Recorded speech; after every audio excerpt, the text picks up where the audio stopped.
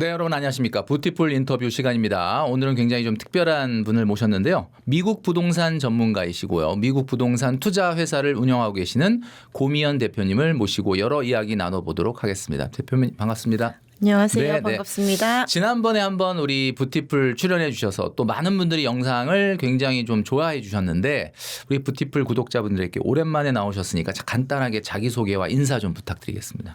안녕하세요. 저는 글로벌 프론티어 에셋 이민의 고미연이라고 합니다. 반갑습니다. 네.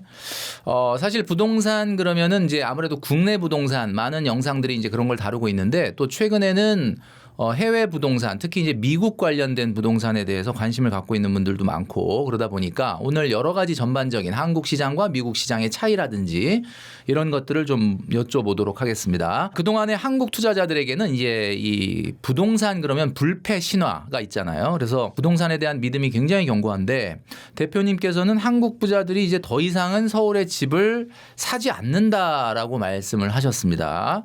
자, 그 이유가 어떤 걸까요?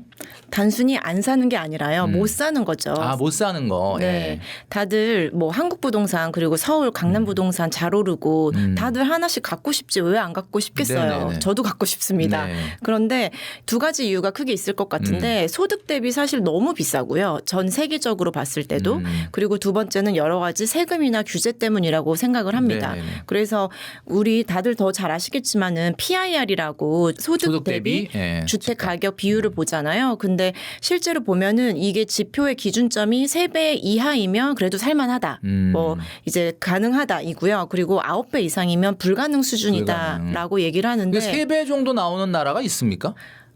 미국에도 몇 개 있어요. 주는 있고요. 그러니까 이제 아무래도 캘리포니아나 동부 쪽이 아니면 그렇죠. 네, 뭐 신흥 선벨트 지역이라든지 이런 곳에서 여전히 찾아볼 수 있고 미국 같은 경우에는 전체 평균이 4에서 5배 사이에 있거든요. 5배. 네, 그런데 한국을 비교로 하면 사실 서울은 10이 넘죠. 그렇죠. 13배고 강남, 서울, 송파구 같은 경우에는 무려 20배가 넘었다고 해요. 그러니까 이게 또 허리띠를 졸라매고 단 한 푼도 쓰지 않고 네네. 모든 이제 부부의 소득을 모아서 집을 살 수 있느냐의 문제인데 거의 20배라고 하면 불가능하다고 봐야 되는 거죠. 그래서 이런 소득 대비 가격이 너무 높기 때문에 사고 싶어도 사실 못 사는 실정이고요. 두 번째 같은 경우에는 우리가 집이라는 거는 살 때, 보유할 때, 팔 때 세금이 있잖아요. 네네. 그런데 이제 살 때부터 만약에 내가 한 채가 있다라고 하면 조정 대상 지역 같은 경우에는 살 때부터 취득세 중과세가 8%부터 시작하죠. 그리고 지금 보유세에 대한 개편이 논의되고 있잖아요. 그래서 종부세 많은 이제 다주택자 분들이 걱정하고 계시고 또 양도세도 2주택부터는 중과가 되다 보면은 기본 세율의 20%, 뭐 3주택부터는 30% 하다 보면은 사실 이 세금 때문에 사고 싶은데 버틸 수가 없는 거죠. 그러니까 뭐 사실 관심은 있지만 뭐 살 수 있는 환경 자체가 안 되고 있다. 여러 가지 이유들을 들어주셨는데 지금 최근에는 중동 리스크가 있습니다. 뭐 주식시장이나 부동산 시장에 뭐 영향이 없을 수는 없는데 에너지 가격이 상승을 하고 임금이 상승을 하고 이런 여러 악재들이 겹치게 되면서 미국도 이제 인플레이션이 아직까지는 뭐 3%대 소비자 물가 지수가 나오지만 아마 이제 이번 달에 발표되는 건 어쩌면 이제 4%다 나올 수도 있을 것 같고 그러다 보면은 이제 경기 침체 가능성이 거론이 될 수밖에 없는 상황인데 현재 미국 내수 경제의 실제적인 분위기는 좀 어떻습니까? 지금 미국 내수 완벽하다고 좋다고 볼 수는 당연히 없고요. 힘들지만 그래도 미국은 여전히 저는 건재하다고 생각을 합니다. 네. 왜냐하면 일단 무엇보다도 중요한 부분은 당연히 이제 MC님이 짚어주셨지만은 네. 소비자 물가지수 저희가 전쟁 때문에 여러 가지 유가가 오르고 네네. 또 지켜봐야 되잖아요. 그리고 그 4월에 소폭 0.5, 0.6 정도 오른 걸로 제가 한 3.8% 정도 나온 것 같은데. 네, 기억을 하거든요. 네. 그래서 뭐 당연히 연준이 목표하는 2%대에는 미치지는 못하지만은 지금 이제 물가는 지켜는 봐야 되지만 하나 중요한 게 또 실업률 지표잖아요. 네. 미국 전체적으로 역사적으로 5.66% 정도가 평균치였는데 지금 아마 4% 초중반일 거예요. 네. 그래서 아직도 실업률은 그래도 견고하게 잘 버티고 있다라고 말씀을 드리고 싶습니다. 그리고 이 인플레이션이라는 게 또 부동산 측면에서 투자자들에게는 당연히 진입하기 낮기도 하지만 왜냐하면 네. 금리가 원하는 만큼 떨어지지 않고 있으니까요. 당연히 그런데 또 하나로는 또 기회로 볼 수가 있거든요. 왜냐하면 우리가 실물 자산을 사는 거잖아요. 네네. 그러면 인플레이션이 올라가고 그래서 이제 물가 때문에 당연히 이게 그냥 기본적인 우리 소비자 물가 지수의 생필품도 올라가지만 주택 가격도 당연히 이제 올라갈 수밖에 없잖아요. 그렇죠. 당연히 실제로 미국이 금리가 올라온 요즘 이제 환경에서도 주택 가격이 많이 떨어질 걸 예상했거든요. 근데 이게 웬걸 국지적으로 다르기는 하지만 잘 버티고 있단 말이에요. 그리고 또 하나는 이 물가가 오르다 보면은 당연히 지금 금리가 못 내리고 있으니까 미국 사람들은 집을 못 사요. 미국 사람들은 대출을 굉장히 많이 받아서 사거든요. 네네. 일반적으로는 뭐 7, 80% 이렇게 받아서 산다고 생각을 하는데 이게 생필품이다 보니까 필수제다 보니까 집을 못 사면 렌트로 살아야 되잖아요. 네네네. 월세에 살 집을 구해야 되고 그러다 보니 지금 2년 사이에 미국의 주요 대도시에서 월세 수익률이 굉장히 올라갔어요. 그러면 내가 좀 대출을 덜 받아도 되고 캐시바이어다라고 한다면 현금 보유량이 조금 있다라고 한다면 오히려 나의 부동산에 대한 수익률은 올라가고 있습니다. 그러면은 월세가 올라간다라고 하면은 미래 부동산 투자에 대한 기대감은 좀 높아질 수가 있는 거네요, 그죠? 네, 주택에 대해서는 저는 당연히 이제 긍정적으로 말씀을 드리고요. 이게 또 어떤 부동산이냐 다르기는 한데 주택은 안정적이고 제가 이 현장에서 매달 매 순간 거래를 보고 있잖아요. 근데 정말 미국의 월세가 제가 이렇게까지 급격히 올라도 될까 싶을 정도로 월세가 지난 1년 사이에 너무 많이 올랐어요. 그래서 제가 실제로 이제 거래를 주로 하는 지역들의 일 예인데 예를 들어서 작년 9월에 클로징한 고객이 같은 이제 비슷한 비교할 수 있는 집을 샀어요. 세 분이. 근데 그 사이에 한 3, 4개월 사이에 새로 월세를 맞췄는데 뭐 10%가 오르고 또 올해 1월 대비 지금 한 4월 됐잖아요. 4월, 5월에 잔금을 치렀더니 월세가 10%가 오르고 그래서 정말 월세를 미국에서 구하기도 어렵고 너무 많이 오르고 있어서 저도 좀 이렇게 올라도 되나 싶을 정도로 많이 월세는 오르고 있습니다. 그러니까 주택 시장은 사실은 굉장히 나쁘지 않다. 임대인 입장에서는 굉장히 고수익이 지금 나오고 있는 상황이고. 근데 미국 상업용 부동산 같은 경우는 굉장히 좀 공실률도 높고 특히 캘리포니아주 같은 경우는 좀 심각하다 이런 얘기도 있는데 현장 분위기는 어떻습니까? 언급해 주신 바와 같이 오피스는 사실 지금 공실 문제가 심각하고요. 그 출근을 하지 않고 많은 테크 기업들이 이제 재택을 늘리고 있잖아요. 그렇죠. 그래서 실제로 팬데믹 이전에는 전국의 미국의 오피스 공실률이 17%였거든요. 근데 지금은 22.2%까지 올랐어요. 그래서 그 하나의 예로 언급해 주신 샌프란시스코도 문제가 심각하고 또 시애틀 여기에 또 테크 기업들이 많잖아요. 이 시애틀 같은 경우에는 무려 공실률이 35%를 넘었습니다. 네네. 그래서 오피스 같은 경우에 공실이 올라가는 지역이 있는 반면 미국은 여기서 우리가 착각하면 안 되는 부분이 뭐냐면 50개의 주가 다른 나라라고 보셔야 돼요. 그리고 재밌게 그 미국이라는 나라 안에서 이동이 굉장히 잦거든요. 그래서 예를 들면 오히려 맨하튼 같은 경우 전 세계의 강남이잖아요. 네. 그리고 플로리다의 마이애미 같은 경우에 많은 기업들이 뭐 JP 몰건이라든지 시타델이라든지 아마존이라든지 또 오피스를 이전했거든요. 세금 때문에. 그러다 보니까 이런 지역들은 또 공실률이 떨어지고 있어요. 그리고 우리가 수요도 봐야 되지만 공급을 봐야 되잖아요. 지금 미국의 오피스가 역사적으로 25년 만에 공급이 최저점이에요. 그리고 심지어 그 오피스도 이제 문제가 된 지 오래됐으니까 주택으로 주거용으로 전환되고 있거든요. 그러면 점차 물론 이제 재택을 더 많이 하고 오피스 수요가 줄어들긴 했지만 또 공급이 계속 줄어들고 있다 보니까 또 새로운 기회가 있을 수도 있다고 저는 생각은 합니다. 아까 말씀하실 때 그 캘리포니아 주도 뭐 굉장히 높게 나타나는 걸로 지금 보여주셨지만 시애틀이 뭐 제일 35.6 뭐 이렇게 네. 시애틀만 그런 건가요? 아니면 그 워싱턴주 전체가 그런 거예요? 시애틀만 그런 거죠? 아무래도 테크 기업이 밀집되어 있는 그런 다운타운. 그러다 보니까. 네. 그러니까 아마 그쪽 그러니까 시애틀만의 문제로만 본다면은 그쪽에 이제 빅테크 기업들이 좀 있고 하다 보니까 공실률이 지금 높아져서 좀 35%를 넘는 그런 수준이다. 네, 굉장히 심각한 수준이죠. 그리고 이제 동부 쪽은 어떻습니까? 뭐 뉴욕 쪽이나 이런 쪽은? 뉴욕 쪽은 또 재밌는 게 제가 방금 언급해드린 그러니까 뉴욕 쪽에서도 메트로폴리탄 안에서도 이렇게 테크 기업이 밀집해서 또 공실률이 문제가 되는 경우도 있는데 맨하튼 같은 경우에는 이게 또 그 공급이 너무 적은데 또 오피스가 필요한 기업들이 또 있어요. 요즘에 오히려 또 AI가 발전하면서 금융 법률 이런 쪽에서 오피스를 또 많이 찾거든요. 그러다 보니까 뭐 뉴욕 맨하튼이 뭐 주택은 사실 지금 말할 것도 없고요. 오피스, 리테일 그런 매장들 있잖아요. 그리고 뭐 플래그십 스토어 같은 이런 리테일이죠. 이런 곳이라든지 오피스 외 상업용이 또 미국은 뭐 이런 공장이라든지 산업용이라든지 그리고 또 하나가 재밌는 게 미국 같은 경우에는 그 주택도 상업용으로 치는 경우가 있거든요. 아파트먼트 같은 임대용 주택이라든지 그리고 5세대가 넘어가면서부터 상업용으로 보거든요. 주택으로 분류되는 상업용 같은 경우에는 오히려 공실률이 거의 없다고 보셔야 되고요. 뉴욕은 조금 어쩌면 약간 분위기가 다르네요. 그러니까 어떻게 보면 요즘 우리나라에 한동안 유행했던 공유 오피스 같은 그런 쪽을 중심으로 해서 좀 나은 편이다. 오히려. 네, 낮습니다. 그리고 세금이 미국은 또 주별 세금이 다 다르거든요. 주세가 또 있고. 주세가 다 다른데 주세가 없는 뭐 플로리다, 마이애미 이런 데들 같은 경우에는 또 많은 기업들이 이전하면서 오피스가 부족한 상황입니다.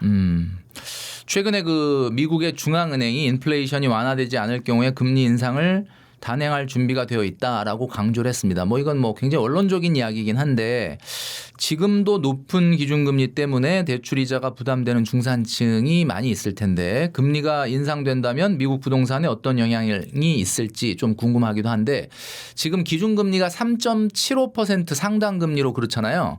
우리나라로 말하면 주담대, 뭐 모기지론 이런 거에 이자율이 대략 어느 정도 됩니까? 미국은? 지금 미국 현지인 기준으로 6% 정도 생각하셔야 돼요. 우리나라보다 그렇게 막 높은 편은 아니네요.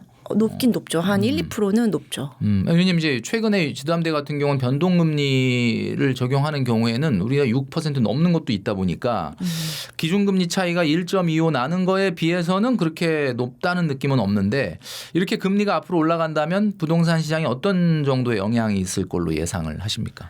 당연히 이제 미국 부동산 시장에 금리는 절대적인 영향을 주고요. 그렇죠. 그리고 통계적으로 봤을 때 금리가 1% 올라가면 거래량이 9% 떨어진다고 해요. 그래서 당연히 부정적인 영향은 있는데 여기서 또 지켜보셔야 되는 게 수요와 공급 측면에서 그리고 미국의 이제 모기지 론이 한국하고 다른 점을 좀 말씀드리고 싶어요. 무슨 말씀이냐면 이런 수요 측면에서 당연히 구매력이 떨어지잖아요. 네네. 미국 사람들은 정말 대출을 80%, 90%도 받아서 집을 사는 경우가 많거든요. 근데 소득으로 이자가 커버가 안 되니까 당연히 받고 싶어도 받을 수가 없습니다. 그래서 사고 싶은 사람이 그리고 살 수 있는 사람이 줄어들긴 하지만 미국에 예를 들면 지금 7,500만 명의 밀레니얼 세대들이 잠재적인 주택 구매 수요자들이거든요.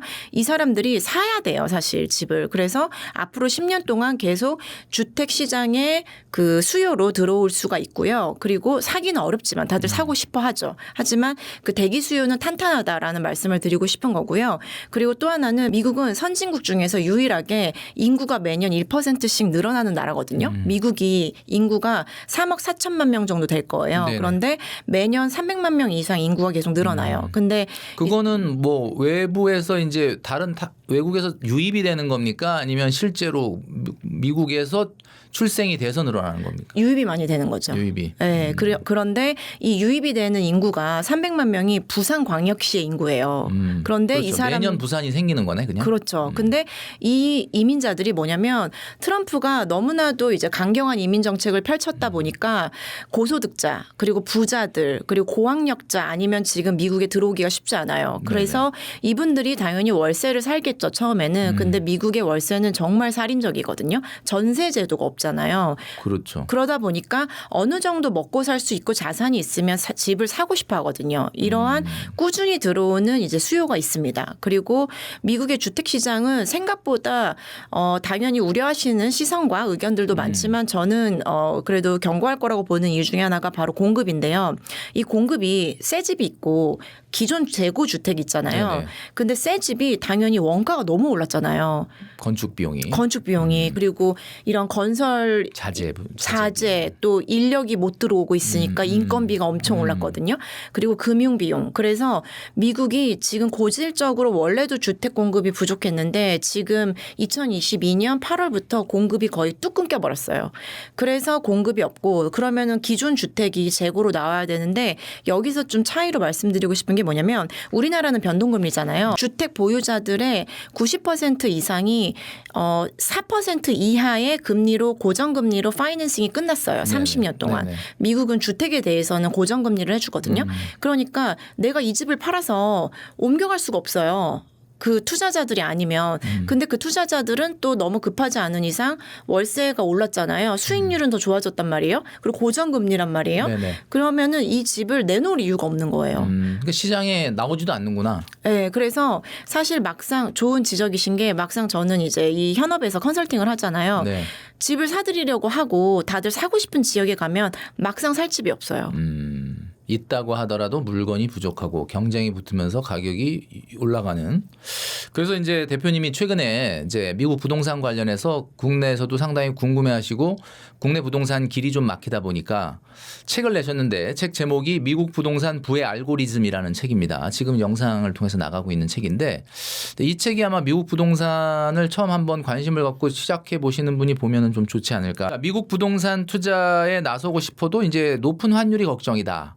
아까 이제 저희가 영상 시작하기 전에 이제 대표님하고 좀 얘기 나눌 때 오히려 외국에 나가서 사는 분들 입장에서는 국내 부동산이 최근에 많이 올랐지만 거꾸로 환율이 올라서 조금 부담이 덜하다 이렇게 얘기해 주셨는데 우리나라 사람이 이제 미국에다 부동산 투자를 하려면은 이 환율이 좀 걱정이긴 해요. 지금 굉장히 높은 1,500원대를 유지하고 있으니까. 그럼에도 불구하고 이 1,500원 시대에 미국 부동산 주목해야 하는 이유가 있을까요? 이게 당연히 1,500원 너무너무 부담스러운 수준이고요. 네네. 지금 이거를 한꺼번에 환전을 해서 집을 사려면 내가 원래 100만 불짜리 집을 살 수 있었는데 지난 3년, 2, 3년 사이에 한 80만 불, 70만 불대로 다운그레이드 해야 되는 거예요. 그래서 당연히 부담스러운데요. 저는 이제 그 이런 해외 자산 이전 그리고 뭐 해외 부동산 투자라든지 그리고 그 법인이 진출한다든지 이런 자문적인 종합적인 자문 컨설팅을 지금 한 지 5년이 넘었어요. 네네네. 근데 5년 전에 1,170원대일 때도 1,100원 떨어지면 사겠다. 제 말씀은 계속 본인이 원하는 비싸게 느껴지는 거예요. 그렇지, 그래서 그렇지. 그분들은 영원히 못 사요. 제가 5년 동안 지켜보다 보니까. 그리고 1,300원 넘어가면 1,200원, 1,400원대 1,300원, 1,500원대 1,400원 계속 이렇게 얘기를 하시거든요. 미국 부동산 가격이 고정값으로 있다 그래도 환율만 좀 내려가면 나한테 더 싸지니까 좀 싸지면 사겠다라고 하지만 이게 뭐 주식도 마찬가지고 부동산도 마찬가지지만 싸지면 사겠다 그러는데 싸지질 않으니까. 그렇죠. 왜냐하면 20년간 달러 대비 원화가 전반적인 약세 흐름이었거든요. 그리고 저에게 정말 5년 전에 찾아오셨던 그런 분들 같은 경우에 그때 1,200원도 안 됐단 말이에요. 그때 네네. 사셨으면 너무 좋았겠죠. 근데 지금 이제 1,500원이 됐고 저는 오히려 이제 환율도 중요하지만 이 환율을 어떻게 방어할 것인지에 대한 문제가 더 중요한 것 같아요. 그래서 너무 당연히 지금은 조급하게 생각하지 마시고 내가 공부가 됐고 준비가 된 바이어다. 내가 미국에 좀 자산 이전을 하고 싶다라고 한다면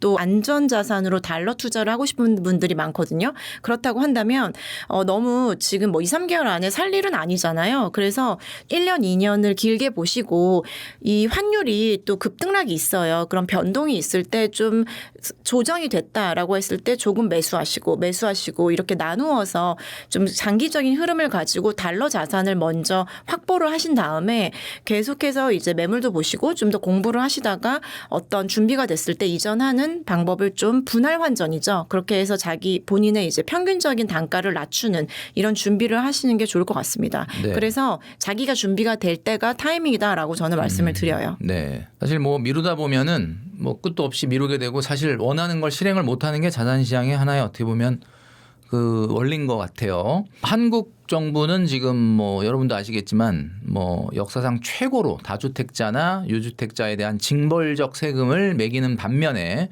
미국 정부는 부동산 소유를 장려한다 이렇게 말씀해 주셨는데 이거 정말 그런가요? 네, 맞습니다. 미국의 세법은 부동산 투자자 편이에요.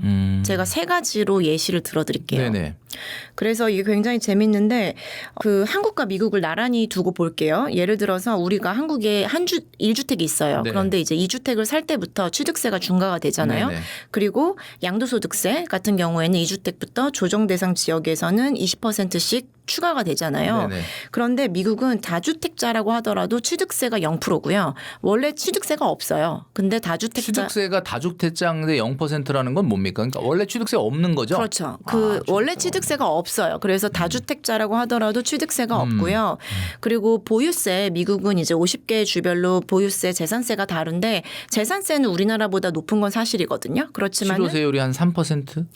그렇게 높지는 않고 그렇게까지는 이제 아니고. 한 0.5에서 한 2% 정도. 2%. 우리나라가 실효세율이 한 0.3이니까 한 두세 배 정도 비싸다. 네. 그렇게 비쌀 수는 있는데 이제 종합부동산 같은 건 없고요. 그리고 또 다주택자라고 하더라도 당연히 오히려 세금을 좀 더 감면해주면 감면해줬지 그 보유세, 재산세를 올리거나 양도할 때도 나중에 양도세를 뭐 중과한다든지 그런 거 전혀 없습니다.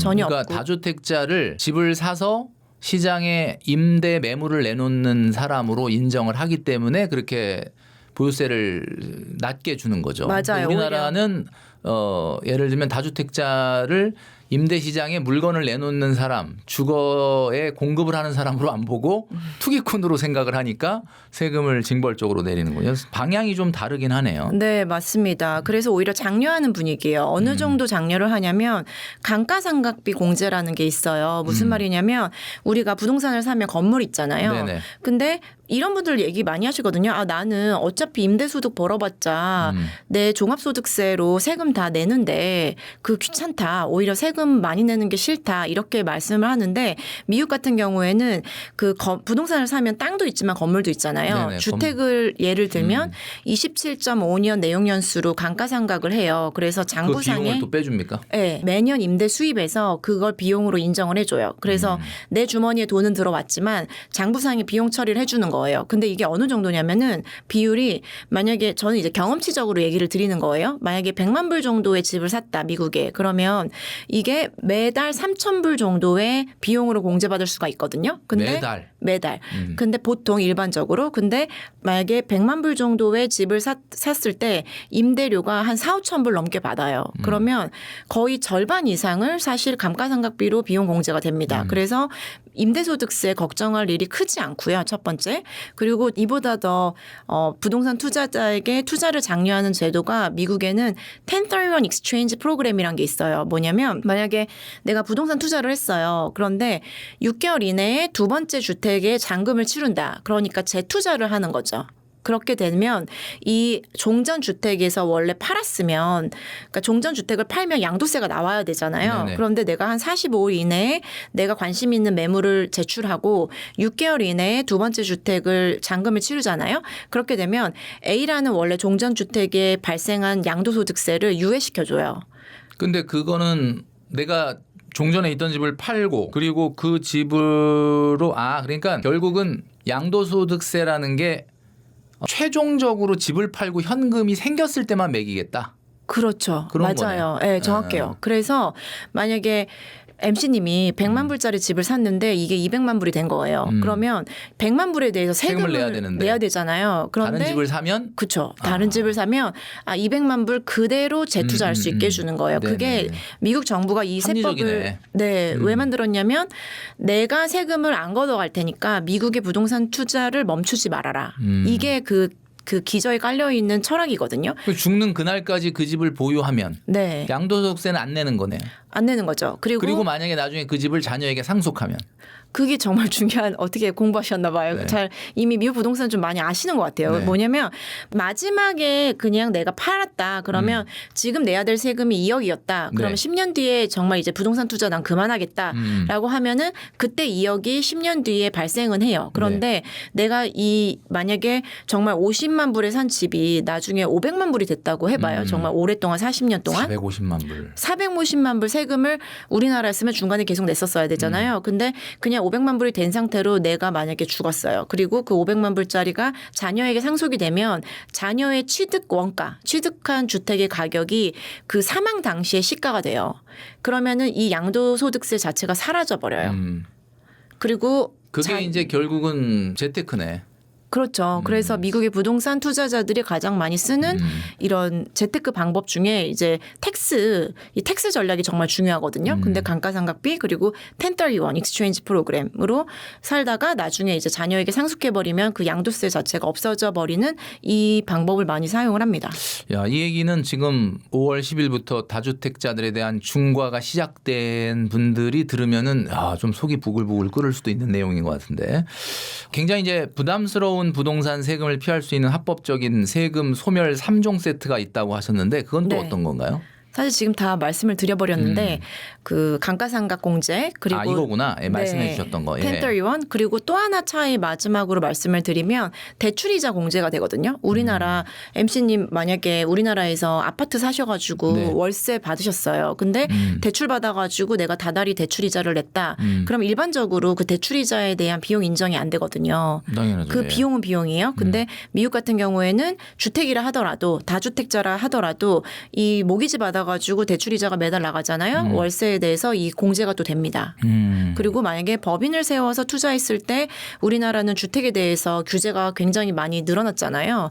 비과세도 안 되고 뭐 취득세 중과세도 되고 그런데 미국 같은 경우에는 이 법인 투자자가 오히려 더 그 비용을 공제할 수 있는 범위가 넓거든요. 그래서 많이 법인을 세워서 미국의 부동산을 사는 투자자들이 많이 있어요.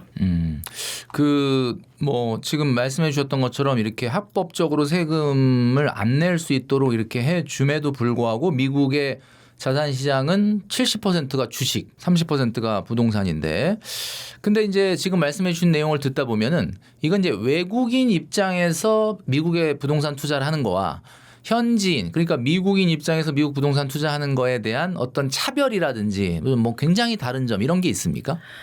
차별은 거의 없다고 보시면 거의 되고요. 없습니까? 네. 그리고 당연히 이제 뭐 저희 같은 이제 전문 기관이 있잖아요. 그러면 사실 대출을 받을 때도 현지인 수준에 준하는 금리로 받으실 수 있도록 저희가 자문을 해드리거든요. 그런데 혼자 만약에 막연하게 산다고 하면 불이익을 많이 받으실 수는 있겠죠. 근데 내가 방법만 잘 알고 라이트 퍼슨을 찾아간다면 당연히 거의 차별이 없고 한 가지 차별이 있어요. 뭐가 차별이 있냐면 외국인들이 미국의 주택을 팔고 자국으로 세금을 안 내고 도망간 사람들이 많았던 거예요, 미국에서. 그러다 보니까 FIRPTA라 그래가지고 외국인이 미국의 주택을 살 때 세무 신고를 할 때까지 그 매각 대금의 일정 비율을 원천 징수를 해요. 국세청이. 네. 그러니까 만약에 내가 100만 불짜리 집을 팔았어요. 그러면은 한 15%, 20% 정도는 일단 그 대금을 못 받아요, 당장. 못 받고 그 IRS 약간 디파짓을 좀 해놔야 되는 거구나. 네네. 그리고 다 정산이 돼서 세금 다 냈습니다 할 때 돌려준다. 그렇죠. 차액을. 네, 그게 좀 불이익이 있습니다. 뭐 어떻게 보면 불이익이라고 보기는 어렵고 그냥 하나의 절차다라고 생각할 수 있을 것 같고.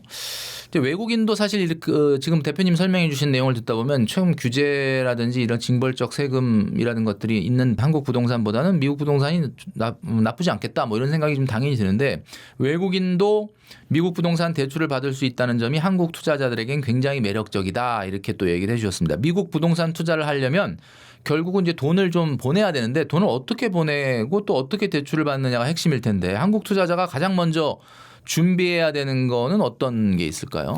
일단은 구조를 잘 짜셔야 됩니다. 그냥 뭐 집이 마음에 든다고 개인적으로 송금하시거나 그러면 안 되고요. 이제 저희 회사 또는 이제 전문적인 CPA라든지 이제 변호사와 상의를 하셔서 네. 뭐 여러 가지 명의라든지 구조가 다양하거든요. 사실. 네. 그래서 그런 구조를 먼저 짜셔야 되고 정말 경쟁적인 지역 같은 경우에는 그런 은행이나 금융기관에 이런 레터 추천서를 요구하는 경우도 있어요. 셀러들이. 그래서 만약에 정말 내가 집을 사기 어려운 그런 부동산 그런 지역에서 사야 된다라고 할 때는 미리 이제 저희가 다 연결을 해드리거든요. 그래서 근데 뭐 연결을 안 해드려도 본인이 또 금융기관에 가셔가지고 추천서 같은 걸 받으시면 돼요. 그래서 이런 회계사라든지 주거래 은행에서 추천서를 받아서 그걸 이제 미국에서는 pre-qualified letter라고 하는데 이런 서류들을 좀 준비를 해놓으시는 게 좋고요.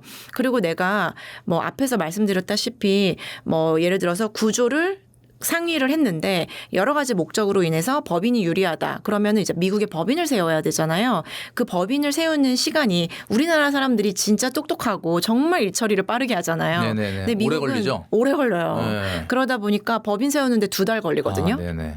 그래서 내가 사고 싶어도 지금 못 사요. 한 3, 4개월은 미리 준비를 하셔야 돼요. 그럼 미국의 법인을 만들고 그 법인이 사게 하는 것이 조금 개인이 사는 것보다 유리한 국면이 있다라는 이야기인데 네. 그러면 그 미국 법인은 그냥 그 부동산을 소유한 것이 전부인 회사가 되는 거죠. 그렇죠. 다른 비즈니스를 하는 건 아니고. 네. 그래서 지금 제가 대표님 명함도 오늘 받았는데 그런 것들을 좀 이렇게 추천도 해주시고 또 중간에서 어떤 다리를 놔주시는 역할을 하시는 게 대표님 회사인 거죠? 네, 저희가 관문의 역할을 하고 있고요. 네네. 지금 미국 얘기를 오늘은 많이 하는데 사실 뭐 글로벌 어떤 나라든지 뭐 자산이든 투자가 되든지 아니면 이민, 이주, 영주권 필요하시거나 아니면 자녀분들 이제 네네. 교육하실 때 그럴 때 이제 도와드리는 일을 종합적으로 하고 있고 또 반대로 요즘에는 한국이 너무 살기 좋아졌잖아요. 네네. 해외 동포분들이 한국으로 많이 들어오시거든요. 역 이민에 대한 수요도 많이 늘어나고 있어서 이런 분들에게도 도움을 드리고 있습니다. 역 이민이라고 하면은 미국에서 오래 살고 계셨지만은 영주권도 있으시지만 한국에 들어와서 노년을 보내겠다. 네, 이런 정말 이야기. 많이 늘었어요. 그러면 그런 분들 같은 경우 여기다 부동산을 사겠다라고 하는 분도 있잖아요. 많죠. 그런 것도 또 좀 소개도 해주시고. 네, 그런 부분도. 그런데 이제 아무래도 그렇게 역 이민이 늘어나는 이유는 아무래도 한국이 미국보다는 노년에 살기는 좋다 이런 것 때문이겠죠. 그럼요. 제가 드리는 말씀이 미국이 완벽하다는 게 아니라요. 미국도 당연히 세상에 어느 나라 어느 도시가 완벽한 곳이 있겠습니까? 그런데 이러한 장점도 있으니까 한번 살펴보시라라는 말씀이고 네네네. 한국이 뭐 인프라도 그렇고 뭐 주문하면 바로 다음 날 당일도 오고 또 얼마나 편해요. 또 그렇죠. 깨끗하고 안전하고 그리고 지금 이제 다른 나라 대비 원화가 많이 저렴해져 가지고 미국뿐만이 아니라 다른 나라의 이런 동포나 여행자부터 뭐 교포들 그런 영주권 시민권자분들도 한국에서 살고 싶어하는 분들이 많아요. 강남 부동산과 LA 부동산을 비교했을 때 같은 자본으로 전혀 다른 수익이 나온다고 하셨는데 이 내용에 대해서 한번 이야기를 해주시죠. 피터박 대표님의 미국 부동산 부의 알고리즘 책에 예시가 잘 나와 있어요. 그래서 이제 저도 한번 비교를 해드리면 만약에 지금 강남권에 국평을 산다라고 하면 한 웬만한 지역이 지금 30억을 줘야 돼요. 그런데 만약에 강남구 서초구에 아파트를 산다고 볼게요. 그리고 이 가격으로는 200만 불짜리의 LA의 폴플렉스 이런 다 멀티 유닛이라고 하는데 다가구 주택을 살 수가 있거든요. 우리로 말하면은 약간 아파트 같은 거죠. 아파트 4세대에 더 단위가 그러니까 커지면 우리로 말하면은 약간 깔끔한 다가구 주택 그렇죠. 같은 거네. 네, 다가구. 그런 게 한 200만 불 정도 하고 그래도 그런 이제 정도. LA의 핵심 지역에. 핵심 지역에 네, 200만 오렌지 카운티 뭐 이런데. 네, 오렌지 카운티라든지 LA 카운티라든지 이런 지역에 200만 불짜리로 포플렉스를 살 그 수가 크기가 있어요. 그 우리나라 국평하고 비슷합니까? 훨씬 크죠. 아, 더 큽니까? 네, 훨씬 오, 크죠. 네. 그렇구나. 그렇죠. 그런 게 그 정도 가격이다. 그렇죠. 왜냐면 이제 미국은 또 대지가 크고 이제 백야드, 프론트야드도 있고 그러니까 사실 그 정도 가격이면은 대지 지분으로만 봐도 뭐 몇백 평도 되죠. 아, 그래요? 네. LA인데? 네. 근데 200만 달러 언뜻 듣기도 되게 싸 보이긴 하네요. 네. 그런데 아무튼 우리가 그 한국은 시세 차익 중심의 투자 시장이잖아요. 맞아요. 그런데 미국은 좀 달라요. 물론 이제 강남, 서초 이런 쪽에 투자를 지난 5년 동안 했다라고 한다면 시세 차익은 더 많이 났을 거예요. 그런데 미국은 모든 부동산 투자자가 대부분 시세 차익 투자는 거의 잘 안 하고요. 월세 현금 흐름 투자를 많이 합니다. 그래서 만약에 이렇게 30억짜리 강남 아파트와 그 LA 카운티나 오렌지 카운티에 200만 불짜리 멀티 유닛을 샀다고 볼 볼게요. 그러면 일반적으로 이 숫자가 뭐 굉장히 대단한 숫자도 아니고 일반적인 숫자거든요. 근데 강남은 30억짜리 아파트 저도 이제 자주 찾아보는데 보증금 한 3억에서 5억에 월세가 한 3, 400 정도 해요. 네네. 뭐 잘 받아야 한 400 정도거든요. 네네네. 그런데 미국 같은 경우에는 한 달에 13,000불 정도 받거든요. 2천만 원이 넘는 거예요. 물론 이게 이제 비용이 들어가죠. 그래서 실제로 이제 필요한 비용과 세금을 다 떼고 환산해 보면 강남 아파트 같은 경우에는 월세 수익률이 한 1.5%, 2% 정도 될 거고요. LA 이런 LA 카운티, 오렌지 카운티 같은 경우에는 5에서 6% 정도 되는데 그게 굉장히 대단한 수치다. 그게 아니라 리즈너블한 숫자예요. 그리고 미국에서도 캘리포니아 그리고 그 안에서도 LA 카운티라든지 오렌지 카운티는 굉장히 비싼 지역이거든요. 근데 만약에 선벨트 요즘에 급부상하는 동네들 있잖아요. 네네. 뭐 조지아 애틀란타라든지 텍사스의 달라스라든지 이런 데로 가면 이 수익률이 또 더 올라가는 거예요. 더 싸면서도 더 큰 집을 그렇죠. 얻을 수도 있고 다운타운인데. 네. 그래서 그럼 지금 얼핏 대표님 얘기를 들어보면은 그냥 강남 아파트 30억짜리 갖고 있지 말고 그 돈으로 그냥 미국에 투자하고 여기서 뭐 전세를 살든 월세를 살든 하면서 아까 얘기했던 것처럼 월세 수익이 5, 6%가 나온다. 월세 수익이 5, 6% 나온다고 시세 차익이 또 안 나는 건 아니잖아요. 그죠? 안 나지 않죠. 그러니까 네. 뭐 그런 것도 좀 나쁘지 않다. 그리고 거기서 받은 달러를 원화로 환전하지 않고 뭐 미국 주식에 투자하거나 뭐 이러면 되겠네. 네, 그럼 좋죠. 네. 그러면 또 거기서 나오는 배당 뭐 분배금 이런 거 받으면서 네. 그림이 좀 그려지기도 하는데 여러분도 아마 좀 관심 있는 분들은 관심이 좀 가지 않을까. 최소한 어떻게 보면은 뭐 책에도 그런 이야기가 있던데 한 2배에서 2배 반 정도의 수익을 더 벌 수도 있다 이런 이야기를 해주셨습니다. 미국 부동산 투자라고 하면은 무조건 큰 돈이 들어가고 뭐 정말 큰 손들만 하는 거 아니야 뭐 이렇게 생각하시는 분이 있는데 일반적으로 개인 투자자는 어느 정도 자금이면 지금 우리는 조금 약간 덩치가 그래도 뭐 한 30억이면 굉장히 큰 돈이니까 이런 거 말고도 뭐 한 10억대 15억대로도 뭐 투자할 만한 게 있습니까? 당연히 많이 있고요. 그리고 말씀드린 LA만 하더라도 중위 가격이 딱 100만 불이거든요. 15억 정도. 15억 정도. 중간 가격이. 그리고 만약에 내가 근데 또 이제 부동산이라는 게 주식하고 다르게 싼 게 비지떡일 수 있거든요. 그러다 보니까 제가 1, 2억 정도로 투자하겠다 이런 분들은 사실 1, 2억은 뭐 좀 어렵고. 이게 주식이 아니니까 좀 자금을 오히려 모아서 그래도 좀 그리고 미국의 금리가 지금 6%대라고 말씀을 드렸잖아요. 그러면은 정말 그래도 저는 안전하고 많은 한국 분들이 찾는 지역이 좋은 동네들이 많아요. 좋은 동네라는 게 치안이 좋고 학군도 좋고 사람 살기 편하고 인프라 잘 돼 있고 일자리 많고 이런 지역은 사실 1, 2억은 좀 어렵고 그래도 한 50만 불, 60만 불 그러면은 한 7, 8억 정도 될 거예요. 아 그런 걸로도 가능하군요. 네, 그 정도의 가격을 제가 말씀을 좀 최소 가격을 드리고 또 거기에서 대출을 한때 2%, 3%대는 대출을 많이 받으셨는데 요즘 지금 새롭게 진입하려면 금리가 6%대니까 대출도 제가 50% 이하로 밖에 말씀을 드리거든요. 그래서 그래도 내가 주식을 사는 건 아니고 이제 집을 사는 거니까 그리고 저는 웬만하면 좋은 입지에 좋은 지역에 집을 사는 게 안전하다고 보는 입장이거든요. 그러다 보니까 최소 한 60만 불 이상의 집은 보셔라라고 말씀을 드리고 네네. 싶어요. 근데 우리가 또 궁금한 게 우리나라는 2년 정도 후에 이제 만약 임차를 준다면 우리가 미국 가서 살 수는 없으니까 그러면은 그 렌트를 줘야 되는데 1년 단위로 계약을 갱신하나요? 아니면 뭐 2년 어떻게 하나요? 미국은 1년 단위가 기본이고요. 1년 단위로 갱신을 하는데 우리나라처럼 뭐 임대차 보호법에서 몇 %로 올린다라는 게 아니라 거기는 그냥 시세에 따라서 바뀌나요? 시세에 따라 바뀌는 시장이 있고 보호법이 적용되는 시장이 있어요. 그래서 미국은 카운티에 그런 법을 좀 잘 봐야 되거든요. 그러면 주 안에서도 또 카운티마다 또 뭐가 다르군요. 네, 맞아요. 그래서 뭐 예를 들어서 정말 그 규제가 아예 없는 시장이 있고요. 오히려 규제가 굉장히 높아서 매년 올릴 수 있는 퍼센티지가 또 제한된 지역이 있어서 이런 부분은 현지 저희 파트너인 중개사분들 그리고 이런 이제 전문가분들하고 같이 정보를 이제 드리고 있습니다. 그런데 맨하튼 같은 경우에 뉴욕 시장이 바뀌면서 임대료에 대해서 이제 임대차 임차인들을 보호한다고 해서 난리가 났었는데 사실 그런 시장은 정말 그런 공공주택이라든지 정말 월세가 현저히 낮은 지역들 있잖아요. 그런 지역들의 임차인을 보호하는 이제 시장이고요. 대부분의 한국인 그리고 외국인 투자자들이 투자할 만한 그런 대상의 부동산들은 그런 규제가 거의 없다고 보셔야 돼요. 하지만 반드시 체크는 하셔야 돼요. 그 아까 이제 우리 그 대표님 얘기해 주신 거 보니까 7, 8억 정도로도 뭐 LA에 뭐 살 수도 있다. 그러면 이제 만약에 임차를 준다면 대략 7, 8억 정도 투자를 하면 뭐 한 50만 불, 60만 불 이 정도 투자를 하면은 아까 이제 그 수익률이 한 5에서 6% 정도 나온다라고 했는데 네. 우리나라 같은 경우는 절대로 아파트는 5, 6%가 뭐 상가가 아니고서는 안 나오거든요. 네. 대부분 아마 2, 3% 이내인데 네. 그럼 거의 2배 수준이란 말이에요. 그러면은 거기서 세금 같은 거는 어느 정도나 떼야 됩니까?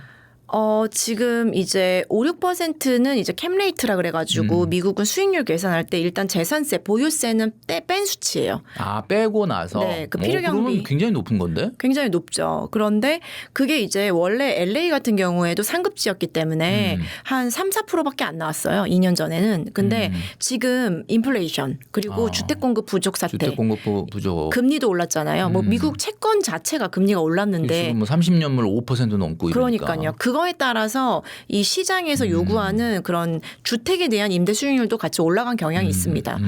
그런데 한국보다는 전체적으로 임대 수익률이 높아요. 진짜 이제 5, 6%가 이제 뭐 보유세나 기타 이런 비용들을 빼고 난다라고 하면은 뭐 진짜 뭐 은행에 예금한 것처럼 원금이 절대 안 변한다. 시세 차익이 안 난다면은 상당히 모르겠지만 집이라는 게 또 시세 차익이 안 날 수는 없기 때문에 그렇죠. 상당히 괜찮은 투자라고 보여집니다. 부동산 구매 정년기가 이제 미국의 밀레니엄 세대들이 특히 몰리고 있는 지역이 따로 있을까요? 미국 안에서도 우리가 알고 있는 지역은 뭐 아까 말씀해 주셨던 것처럼 미국이 워낙 땅덩어리가 크니까 아는 지역이래 봐야 뭐 캘리포니아나 저 위에 뭐 워싱턴 뭐 시애틀이나 그다음에 아는 게 뭐 애틀란타에 있는 조지아나 뭐 그 정도? 그다음에 이제 뭐 뉴욕 있는 동부 요 정도밖에는 잘 모르는데 일반적인 한국 사람들은 어떤 지역이 조금 더 낫다 뭐 이런 데가 있습니까? 당연히 있고요. 왜냐면은 이 밀레니얼 세대가 아직은 젊잖아요. 30대 초반이란 그렇죠, 말이에요. 그렇죠. 그래서 이제 막 결혼하다 보니까 또 이제 부부가 열심히 돈을 모을 때잖아요. 그리고 미국은 재밌게도 우리나라는 대표님 거의 서울로 다 올라오잖아요. 그렇죠. 수도권으로. 예. 근데 미국은 정말 주별 이동이 잦아요. 근데 갔다가 거기는 돌아오고. 뭐 솔직히 서울 같은 데가 여러 군데 있으니까. 맞아요. 네. 그래서 젊은 이제 밀레니얼 세대 같은 경우에는 압도적으로 인구가 많이 지난 5년 동안 오른 도시는 텍사스의 댈라스고요. 그리고 또 방금 언급하셨지만은 조지아주의 애틀란타. 또 한국 분들도 많거든요. 한국 분들 많죠. 전국 기준으로 6위로 여기가 또 인구 광역권으로 올라섰어요. 그리고 그 시카고 쪽은 좀 추워서 선호하지 않나? 시카고는 생각보다 세금이 세고요. 아, 시카고 약간 요즘 치안이 조금 안 좋죠. 위험해요. 네, 예. 영화에도 많이 나오던데. 집은 싸요. 아, 집은 네, 싸요. 집은 싸고 수익률도 높아요. 거기는 한 7, 8% 나오거든요. 월세 수익률이. 그건 또 왜 그렇지만 그런 건가요? 거기가 또 이제 일본 높은 이유는? 아무래도 그래도 거주에 대한 수요는 있기는 있는데 보유에 대한 수요가 낮아서 그런 게 아닐까 싶습니다. 그러니까 싼 데는 이유가 있다라고 보는 거죠. 근데 여기 지금 우리가 거론했던 이야기 말고는 사실은 거의 미국의 내륙 중부 지역인데 여기는 사실 한국인들이 많이 안 사니까. 네.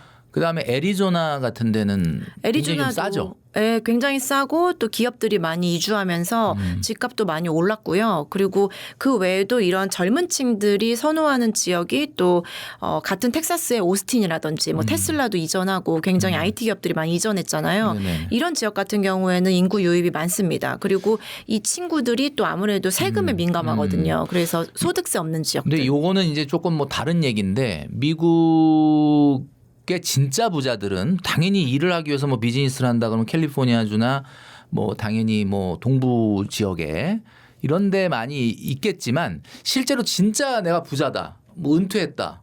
그러면 정말 살기 좋다.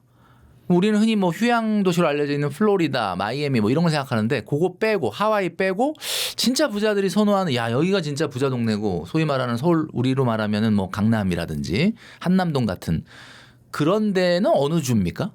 사실 뭐 정말 돈이 많다면 미국의 부자들도 안전자산을 선호하고 미국도 초양극화가 심해지고 있거든요. 네네. 한국처럼.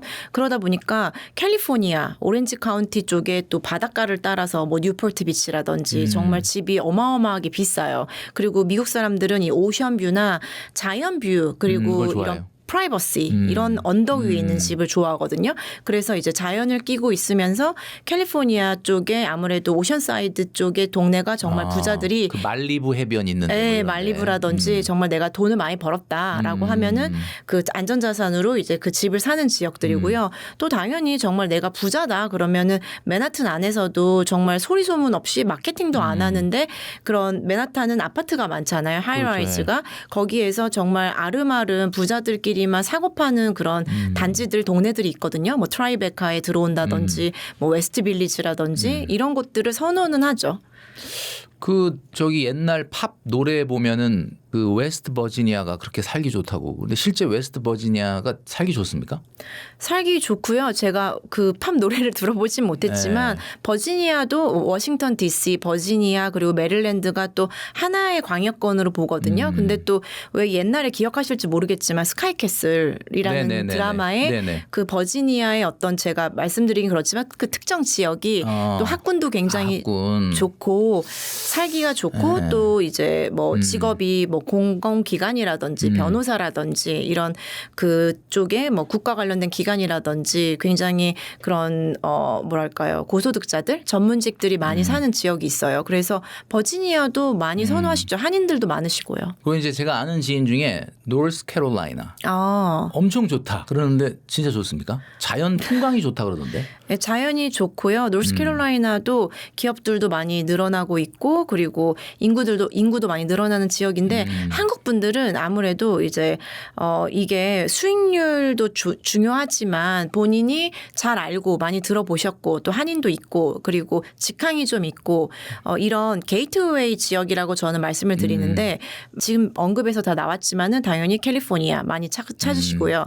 그리고 동부에서는 뭐 뉴욕과 뉴저지 많이 선호하시고요. 네네네. 그리고 뭐 하와이 아니면 요즘에는 뭐 텍사스, 조지아, 애틀란타 이런 식으로 비교적 한인이 많은 지역을 선호하세요. 그렇겠죠. 예. 지금 대표님이 이제 들어오기 전에 이야기 나눴을 때 사무소가 하와이에도 있고 캘리포니아 주에도 있다라고 네. 얘기를 해주셨는데 제가 아까 팝 얘기를 한 거는 그 노래 보면 Almost Heaven. 웨스트 버지니아 뭐 이런 노래가 있어요. 그래가지고 웨스트 버지니아가 굉장히 좋은가 보다 뭐 이런 생각이 들었던 것 같은데 한번 물어봤습니다. 자, 뷰티풀 출연분 하신 분들에게 어떻게 보면 이제 고정적인 질문일 수도 있는데 내가 지금 한 1억 정도 있다라고 하면은 아까 이제 1, 2억 갖고는 좀 미국 부동산 투자하기는 좀 쉽지 않다 그랬는데 그럼 뭐 1, 2억은 아니라 하더라도 최소 미국 부동산에 투자한다 그러면은 어느 정도 이렇게 돈을 모으면 그래도 내가 미국 부동산에 한번 투자해 볼 수 있다. 어느 정도 금액이면 될까요?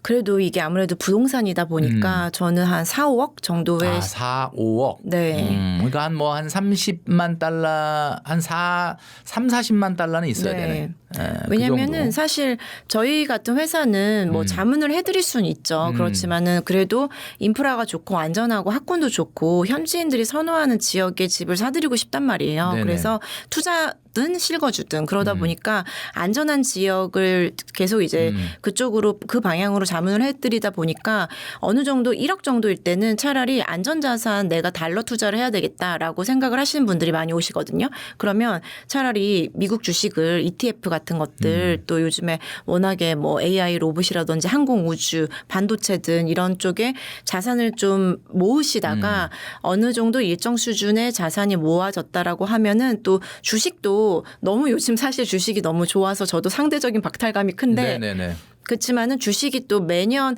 계속 이렇게 오르기만 하진 않잖아요. 네네. 그러면 또 부동산에 가진 장점이 레버리지가 되고 또 하방 경직성이 있잖아요. 그래서 좀 어느 정도로 목돈이 마련이 됐을 때 미국에 한 3, 40만 불 이상은 마련이 됐을 때 미국 부동산 투자를 생각해 보시면 좋을 것 같습니다. 네네. 이제 뭐 사실 좀 엄두가 안 난다라고 생각하실 수도 있는데 우리가 부동산을 미국에 취득한다 그러면 일단은 한 번은 가봐야 되겠죠. 그럼요. 네, 가시는 근데 한 게 번은 좋죠. 갔다 오는데 예를 들면 내가 거기서 그 부동산에 대해서 아까 1년마다 갱신한다 그랬잖아요. 임차인이 바뀌게 될 수도 있고 이런 것들을 뭐 우리 동네로 말하면 공인중개사 그러니까 우리가 알고 있는 부동산처럼 그런 것들의 역할을 대행해 주는 어떻게 보면 에이전트가 있는 거죠. 네, 다 주별로 네, 있습니다. 그래서 내가 굳이 이제 그 부동산을 한번 살 때 말고 계속 뭐 들여다보면서 뭘 가봐야 되거나 이런 필요는 없다라는 이야기죠. 그죠? 네, 맞습니다. 그리고 현지인들조차도 미국은 프로퍼티 매니지먼트 회사를 고용하거든요. 그래서 굳이 내가 다른 주에 살고 있으면은 아니 그 지역에 살아도요. 그 왜냐면 지역에 살아도 굳이 안 가보고 네. 그거를 매니저가 네. 다 관리하기 때문에 나는 뭐 굳이 가서 들여다볼 이유가 없다. 네, 전혀 없죠. 그리고 미국은 저도 이제 미국 부동산 투자를 한 투자자인데요. 제가 임차인하고 연락을 하거나 만나본 적도 만나본 없고. 그러면 그 아까 얘기한 프로퍼티 그 매니지먼트. 매니저라고 하는 분은 얼마나 연간 피를 줘야 됩니까? 그분들이 거의 대부분 중개사시고요. 네. 그분들이 보통 이제 임대료의 월세의 뭐 6%에서 많으면 12%까지도 12%요. 조금 많아 보이는데. 많아 보이죠. 근데 그게 이제 임차인을 구하는 비용, 뭐 광고하거나 이렇게 어쨌든 임차인을 데리고 와야 되잖아요. 네네네. 그리고 그 소통해주고 관리해주고 여러 가지 그런 소통하는 부분 그리고 만약에 하자 보수 문제가 발생했을 때 해결해주고 커뮤니케이션 다 해주고요. 또 미국은 한국 중개사분들하고 약간은 다른 게 세무적인 부분에서 나중에 이제 회계사분에게 나의 매출과 비용을 정리해서 보내야 되잖아요. 네. 그런 것들까지도 거의 대부분 관리를 하세요. 그래서 굉장히 종합적인 서비스를 제공해주고 있습니다. 6에서 12%면은 그냥 열채 관리하면은 그냥 한 채 갖고 있는 거랑 똑같은 건데 조금 많아 보이긴 하지만 어쨌든 이렇게 종합적으로 모든 것들을 신경 안 쓰도록 서비스를 해주는 것이 있다. 네. 이런 말씀해 주셨습니다. 자, 오늘 그 고미연 대표님 모시고 여러 가지 미국 부동산에 대해서 또 뭐 사실 우리가 부동산은 안전자산을 선호하는 분들이 하는 투자인데 다른 나라도 아니고 전 세계에서 미국이다. 그럼 뭐 미국보다 안전한 나라는 없기 때문에 굉장히 좀 좋은 대안이 되지 않을까 생각을 합니다. 마지막으로 우리 구독자분들에게 한 말씀 해주시고 마무리하도록 하죠. 이제 막연하고 너무 어렵고 두렵다고 생각하지 마시고요. 그 피터박 대표님이 40년간의 본인의 경력과 노하우를 집대성해서 무려 460페이지짜리의 책을 내셨습니다. 그래서 미국 부동산 관심 있으신 분들 미국 부동산 부의 알고리즘 이 책은 꼭 한번 필독서로 읽어보시길 권해드립니다. 그리고 저는 이 책이 가장 좋았던 게 어떤 미국에 투자해라 자산 이전해라 이런 걸 부추기는 게 아니라 내가 어떤 좋은 기회와 어떤 매물을 판단할 수 있는 판단 기준을 많이 제시해 주시거든요. 그래서 굉장히 유용했습니다. 그래서 꼭 한번 읽어보시기를 추천드립니다. 그리고 저는 제가 누구냐 이렇게 궁금해하실 수도 있을 것 같은데 저는 말씀을 여러 번 드리긴 했지만 한국에서 해외로 뭐 오늘 미국 얘기를 많이 했지만 미국 아니고도 뭐 싱가포르라든지 두바이라든지 유럽이라든지 다른 해외로 이민을 가시거나 자산 이전하시거나 부동산 투자를 하시거나 할 때 도움을 드리고 있는 일을 하고 있고요. 최근에는 또 각각의 너무나도 이제 한국이 살기 좋아지다 보니까 글로벌로 그 영주권 시민권을 가진 분들이 또 한국으로 많이 역이민을 오고 계세요. 이렇게 그 나라를 넘나들면서 사람이나 자본이나 법인이 진출하거나 이전할 때 도움을 드리는 종합 컨설팅을 하는 고미연이라고 합니다. 그래서 관심 있으신 분들 도움이 필요하신 분들은 글로벌 프론티어 에셋 이민을 찾아주시면 감사드리겠습니다. 네. 오늘 고미연 대표님 모시고 해외 특히 미국 부동산 시장에 대해서 알아봤는데요. 아마 최근에 이제 여러 고민이 있는 분들한테는 또 좋은 하나의 대안이 될 수 있지 않을까라는 생각을 합니다. 자, 오늘 대표님 나와주셔서 감사합니다. 감사합니다. 네.